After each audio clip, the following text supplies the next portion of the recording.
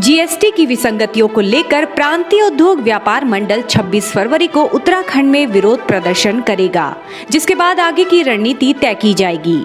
संगठन उत्तराखंड में 375 इकाइयों में पुरजोर विरोध की रूपरेखा की तैयारी कर रहा है। व्यापार मंडल के प्रदेश अध्यक्ष नवीन वर्मा के मुताबिक जीएसटी प्राविधानों में बहुत विसंगतियां सामने आ रही हैं, जिससे व्यापारी बेहद दुखी हैं।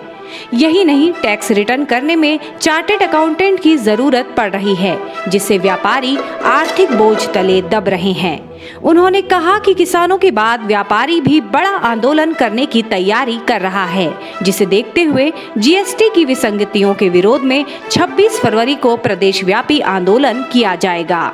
उन्होंने कहा कि देश को सबसे ज्यादा राजस्व देने वाले व्यापारी वर्ग का शोषण बंद किया जाए। इसके अलावा जीएसटी में सजा का प्रावधान भी खत्म हो।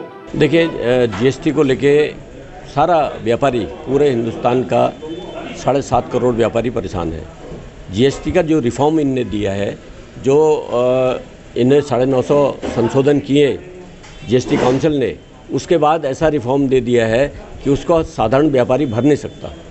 बहुत ज़्यादा हाईली एजुकेटेड और जो अकाउंटेंसी में बहुत ज़्यादा महारत जिसको हासिल है, शायद वो ही भर पाए उसको, वरना हमारा साधारण व्यापारी के बस का ये टैक्स भरना नहीं है।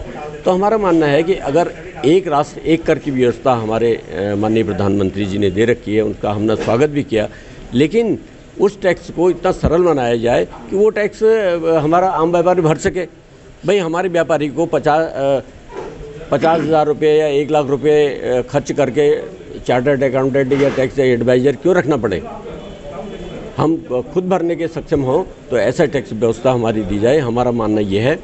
और हमारा अभी जो राष्ट्रव्यापी जो हमारा आंदोलन होने जा रहा है, इसमें पहले चरण में हम 26 तारीख तक धरना प्रदर्शन और प्रतिवेदन माननीय वित्त मंत्री जी को और माननीय प्रधानमंत्री जी को प्रतिवेदन दे रहे हैं। और उसमें स्पष्ट हम दे रहे हैं कि हमारे व्यापारियों का ध्यान रखा जाए, हमारे व्यापारियों को उत्पीड़न न किया जाए। हमारे व्यापारी अगर आपको टैक्स देना चाह रहे हैं तो टैक्स सीधे सीधे आपको मिलना चाहिए। ये बीच में ये नहीं हो कि हमें परेशान करें।